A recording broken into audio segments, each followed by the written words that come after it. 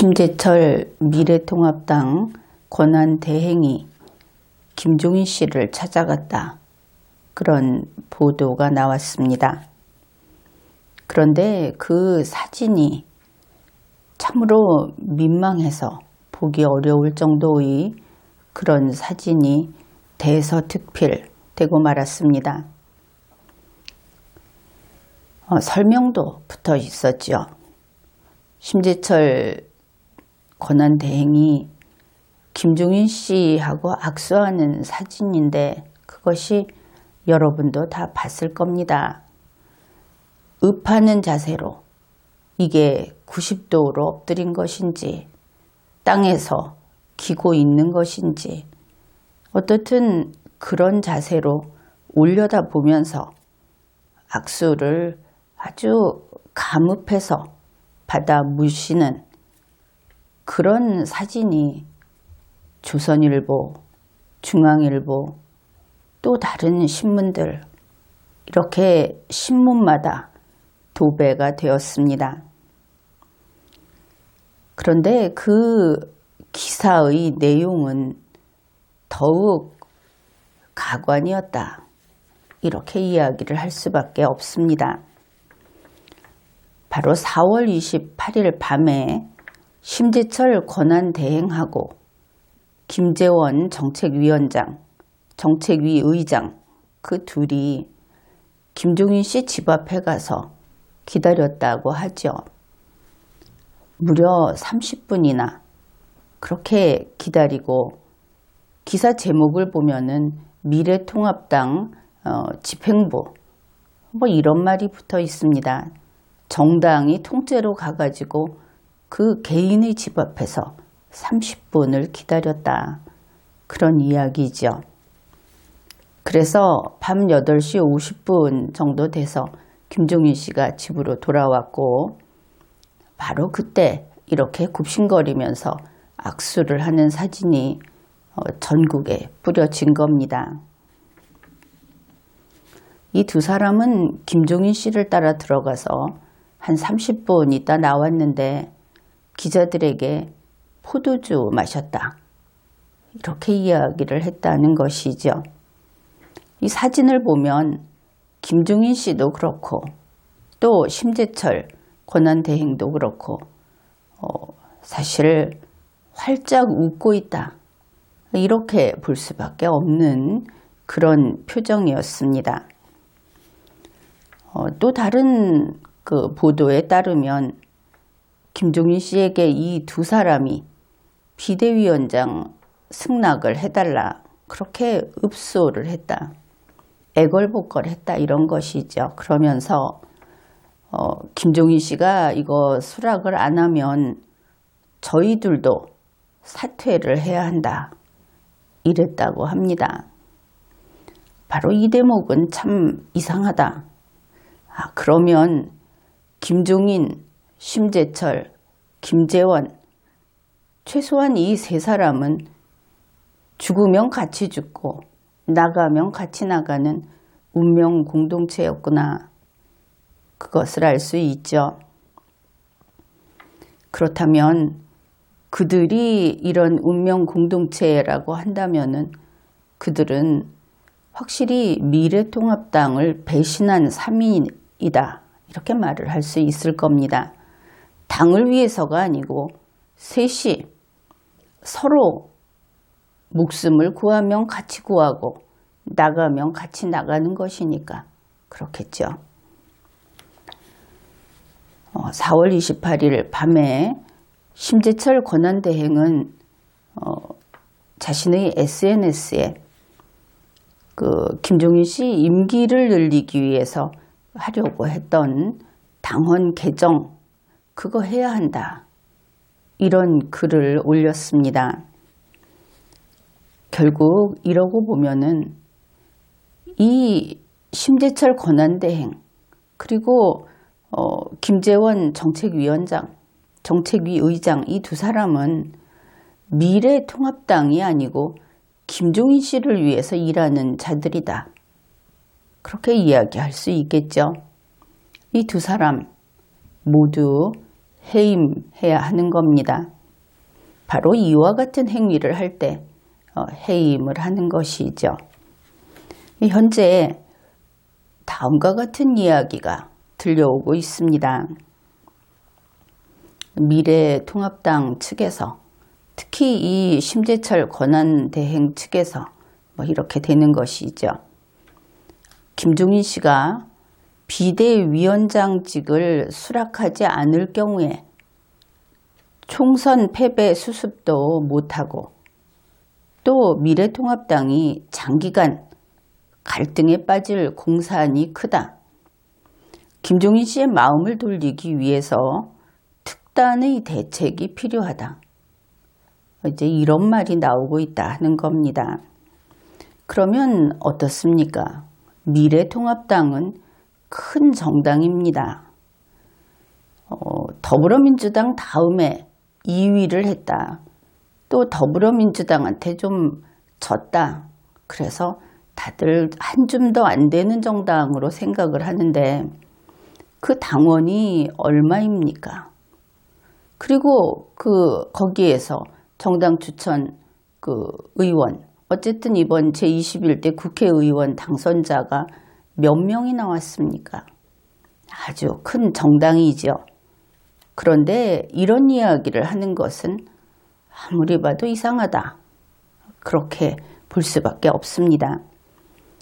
결국 이 말을 그대로 믿게 되면 미래통합당에서 일을 할 수 있는 사람은 김종인 씨 한 사람뿐이다.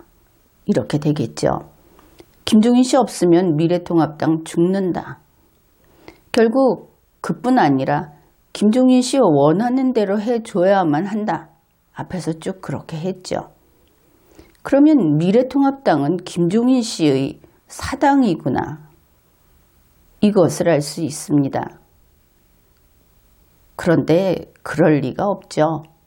그렇다면 잘못된 것이겠죠. 따라서 바로 방금 이야기한 것과 같은 김종인 씨 없으면은 미래통합당이 망한다, 쓰러진다.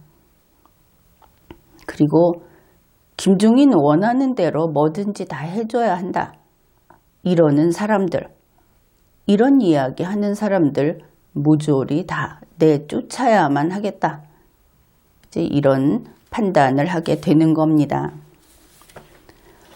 그러면은 미래통합당이 어째서 이 모양이 됐을까? 어째서 심재철 권한대행을 비롯한 당 지도부가 정신없이 김종인이라는 엄마 오리를 따라서 어디건 쫄쫄쫄 쫓아다니는 것인가? 왜 거기 의존하는 것인가? 인터넷에 돌아다니는 영상을 보면 엄마 오리를 따라다니는 그 아기 오리들은 가다가 시궁창에 빠져도 그냥 1, 2, 3, 4 차례차례 빠지죠. 중간에 멈추지를 않습니다. 지금 이 상태다. 왜 그런가? 이제 그것을 이야기해 보기로 합시다. 미래통합당은 현재 어떤 상태냐? 미래통합당을 진단하면 이렇습니다. 총선 쇼크로 혈맥이 콱 막힌 그런 상태다. 이제 이렇게 진단을 할 수 있는 것이죠. 처음에 총선 참패를 했으니까 해산해라. 이런 해산이라는 말을 감히 곳곳에서 하고 있었습니다. 그런데 그거 그렇게 볼 거 아니다. 그리고 정당에 대해서는 그렇게 이야기를 하면 안 된다 하고 지난 리마연 강의에서 누차 이야기를 했죠. 현재 미래통합당은 지금 이렇게 혈맥이 완전히 막혀 있는 상태다. 예를 들면 이런 겁니다. 사람이 급체 상태가 됐다. 그러면 어떻습니까? 이게 아주 심한 급체 상태면 자기가 체했다는 사실도 모릅니다. 알아야 해결을 할 텐데 그것도 모르고 그저 멍청해지는 것이죠. 그러면서 혈액순환이 안 되니까 점점 위중한 상황으로 빠져드는 겁니다. 미래통합당의 현재 이러한 상태, 이거는 정치심리학까지 갈 필요도 없는 겁니다. 이것은 단지 신체적인 문제고 또 따지자면 기계적인 장애, 그냥 기계 고장이다. 이렇게 보면 되겠습니다. 그런데 이런 급체 상태일 때 해결법이 대단히 간단합니다. 우리 한국인이라면 다들 알고 있죠. 다름 아닌 바늘이나 끝이 뾰족한 날카로운 곳으로 손가락이나 발가락 끝을 그냥 찔러서 사혈을 하면 됩니다. 피만 좀 뽑으면 간단히 끝난다. 위기를 넘긴다 하는 것이죠.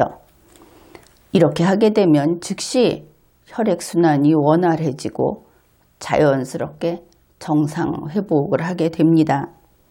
그런데 이 간단한 것, 이것을 하지 않고 가만히 있으면 늪에 빠져 있는 상태라고 이렇게 볼 수 있겠죠.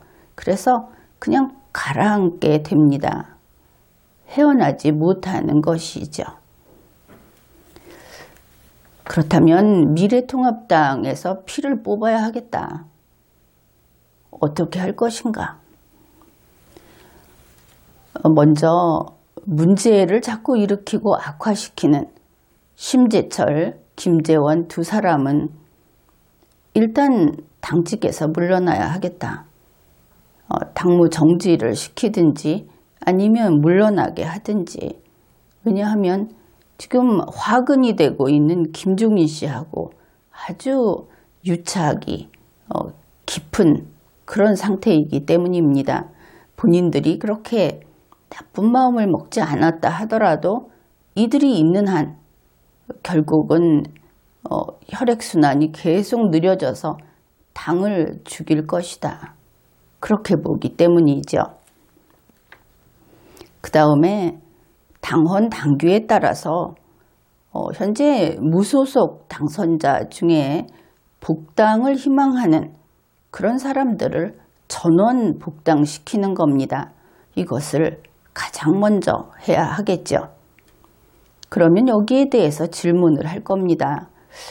그러면 그거 홍준표 당선자를 위한 거냐? 그의 주장을 따르자는 거냐?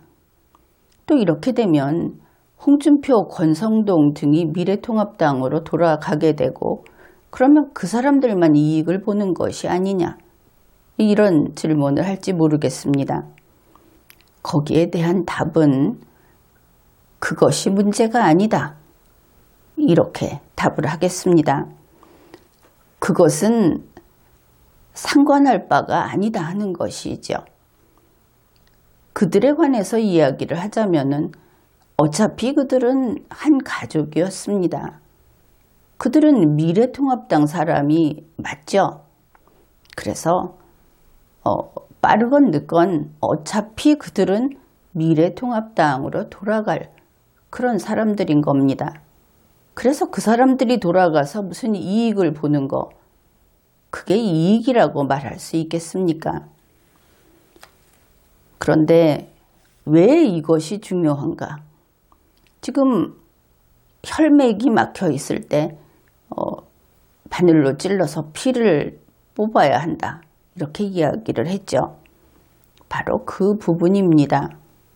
여기에서 중요한 것은 이렇게 해서 이들이 들어오면, 밖에서 있던 이들이 들어오게 되면 자연스럽게 미래통합당, 지금 가라앉아 있는, 쓰러져 가고 있는 미래통합당에 경쟁이 불붙게 된다 하는 겁니다. 생기가 도는 것이죠. 이것이 가령 오토바이다. 미래통합당이 오토바이다. 그러면은 먼저 이것을 하게 되면 시동이 걸린다. 그런 뜻입니다. 바로 이것이 바늘로 손가락을 찌르는 효과라고 할 수 있겠습니다. 제 미래통합당에 이렇게 부릉부릉 하면서 시동이 걸리게 되면 이제 별 문제 없죠. 그때부터 달릴 준비를 하고 머지않아 달리게 되는 것이죠. 이렇게 나가서 당선된 사람들을 전원 복당시킨다. 복당시킴으로써 다시 혈액순환이 정상적으로 되고 안에서 경쟁이 일어난다. 이제 이렇게 됐을 때 시기적으로 아주 빨리빨리 진행이 될 겁니다. 이 시기를 놓치지 않게 되면. 그러면 가장 먼저 할 일은 원내대표를 선출해야 하겠죠. 또 원내대표 선출한다 그러면 다들 여기 열중하겠죠. 그것도 또 아주 에너지가 충전되는 이제 그런 일이 될 겁니다. 그리고 원내대표 선거를 치르면서 당이 활기를 띠게 되는 것이죠. 원내대표가 정해지고 나면은 그 다음에는 당헌에 따라서 이 원내대표는 권한대행을 겸하게 됩니다. 그리고 나서는 8월 31일 그때까지 전당대회를 해야 하죠. 당대표 선출을 위한 전당대회, 또 그 준비를 하고 당대표 선출 과정에 들어가면 되는 겁니다. 이러면 어떻습니까? 미래통합당은 어떤 희망을 가지고 그리고 서로 더 잘하겠다 하는 그런 뜻을 가지고 경쟁을 하게 될 것이다. 그리고 단기마다 결과를 얻고 성과를 내고 그리고 또 그 다음으로 넘어가고 이렇게 되는 것입니다. 그런데 이 당대표에 대해서 이야기를 좀 하겠습니다. 그러면 당대표는 누가 할 것인가? 앞으로 대선 후보가 될 그런 경력이 있는 그런 사람이 당대표가 될 것인가? 그런데 이제 여기에서 이런 생각을 해보기로 합시다. 차라리 당대표 이쪽을 여기에다 40대 기술론을 적용시키는 것이 좋겠다. 이런 것이죠. 그러니까 40대를 대선 후보로 내보낸다 하면은 그것은 혁명을 일으키는 거다. 이렇게 이야기를 한다면 40대를 당대표로 내보낸다 하는 것은 혁신하는 거다. 이제 이 정도의 차이가 있다고 보면 될 겁니다. 40대 대선 후보라고 하는 것은 이것은 비현실적이고 또 이것을 주장한다든지 자기가 그것을 하겠다고 하면 이것은 탐욕이다. 이렇게 평가를 합니다. 김종인 씨의 탐욕이다. 그렇게 볼 수도 있을 것이고 아니면 김종인 씨의 음모라고 해야 하는 것인가? 또 이런 부분도 생각을 해봐야 하겠죠. 이 40대 당대표 왜 그 이야기를 하는가? 이제 거기에 대해서 설명을 하겠습니다. 한번 생각을 해보십시오. 그 다선 의원, 중진이라고 하는 인물이 당대표가 되면 지금과 같은 시기에 당이 안 굴러갑니다. 왜 안 굴러가는지 아십니까? 바로 당대표가 되자마자 대선 후보감이 될 만한 사람이 누가 있나 골라내가지고 그거 쳐내고 그 사람들을 견제하느라고 거기에 온 힘을 다 쏟기 때문입니다. 당이 안 굴러가는 것이죠. 상대편만 좋아하는 그런 상황이 된다. 그런 겁니다.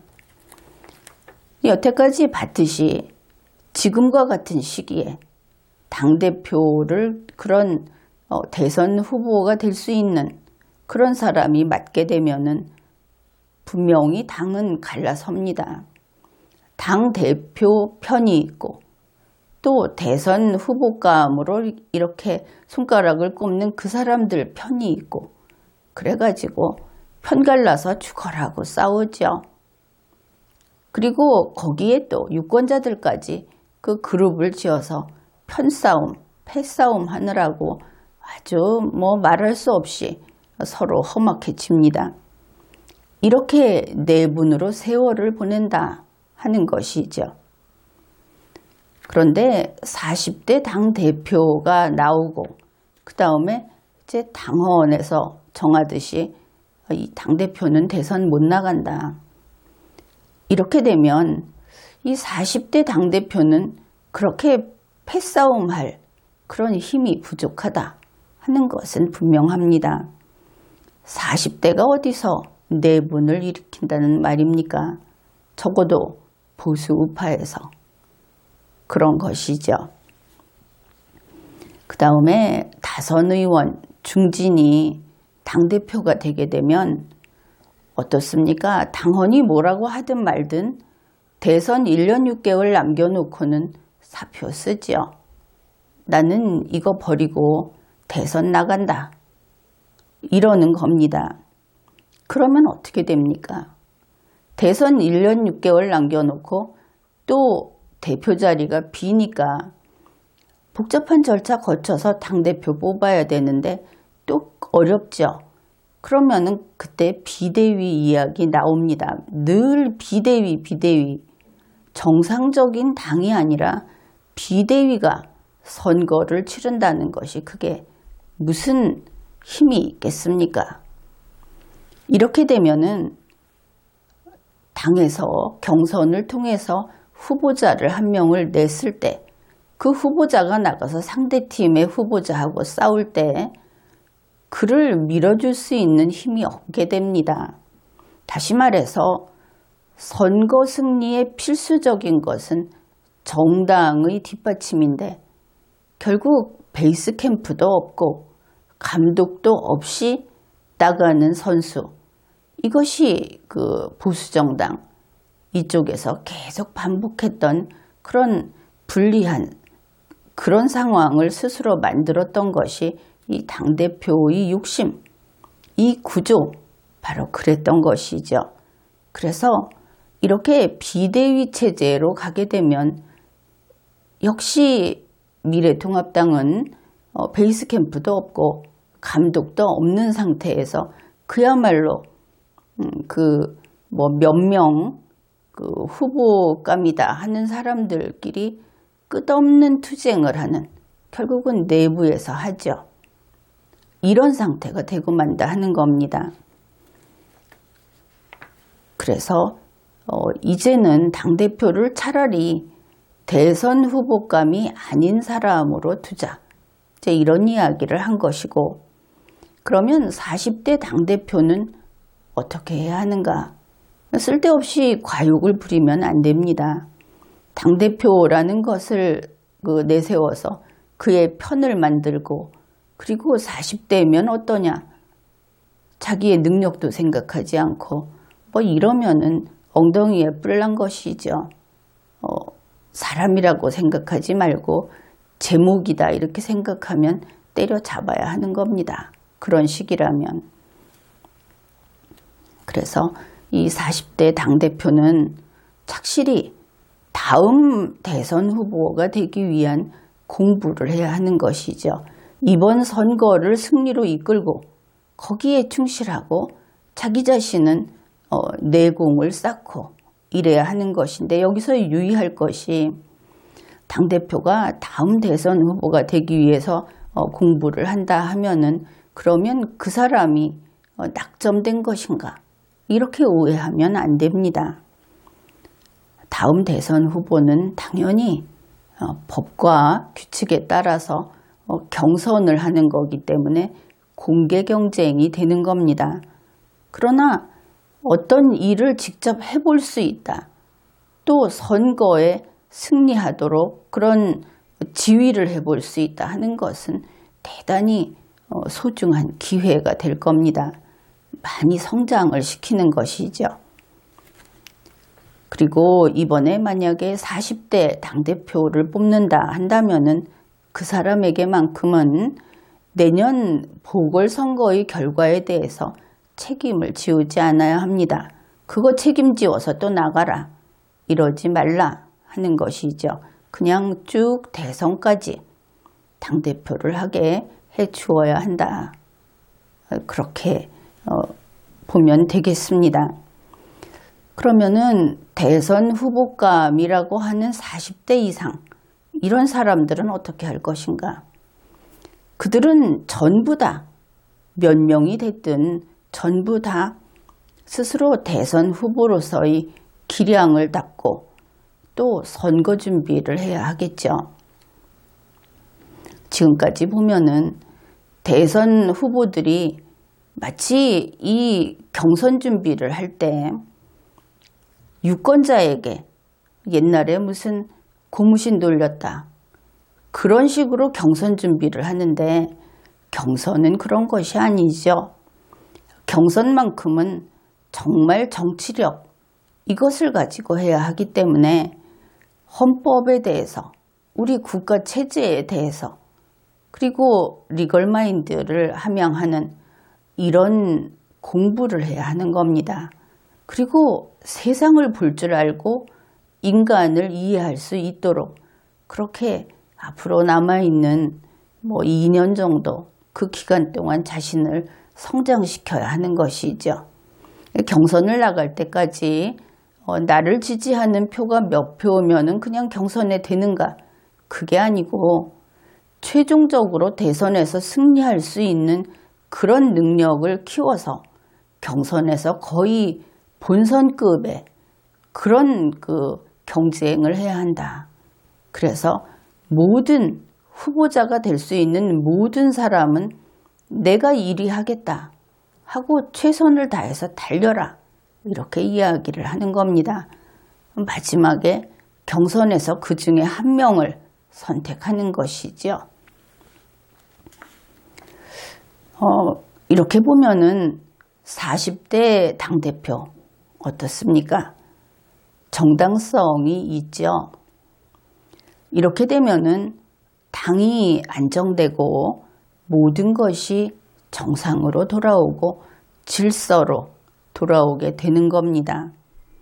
그런데 만일 바로 그 40대 당대표가 지금까지 그랬듯이 대선 1년 6개월 남겨놓고 나 사표 쓰고 나가서 대선 나가겠다 이렇게 이야기하면 이번만큼은 절대 그를 용서해서는 안 되겠다.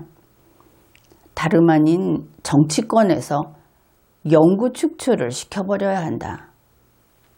정치권에서 아예 매장을 시켜버려야 한다. 이렇게 좀 심하게 이야기를 하겠습니다. 그래도 되죠. 1년 6개월 남았으니까. 그런데 그것은 미래통합당의 불운이 될 겁니다. 왜냐하면 6개월을 낭비하게 한 것이니까. 그런데 만일 그렇지 않다면 지금과 같이 당이 제대로 당의 구실을 하고 당 내에서 내분이 사라지고 그리고 그 후보자들이 각자 최선을 다해서 옆에 사람 발 걸지 말고 자기가 빨리 뛰려고 노력을 해서 이런 달리기 경기다 한다면은 정말 나중에 승리할 수 있는 후보자를 배출할 수 있을 것이다. 다소 현재의 그 상황이 불리하다 하더라도 경쟁력이 그만큼 배가 될 것이다. 이렇게 볼 수 있겠죠. 지금까지 리걸마인드 연구소였습니다.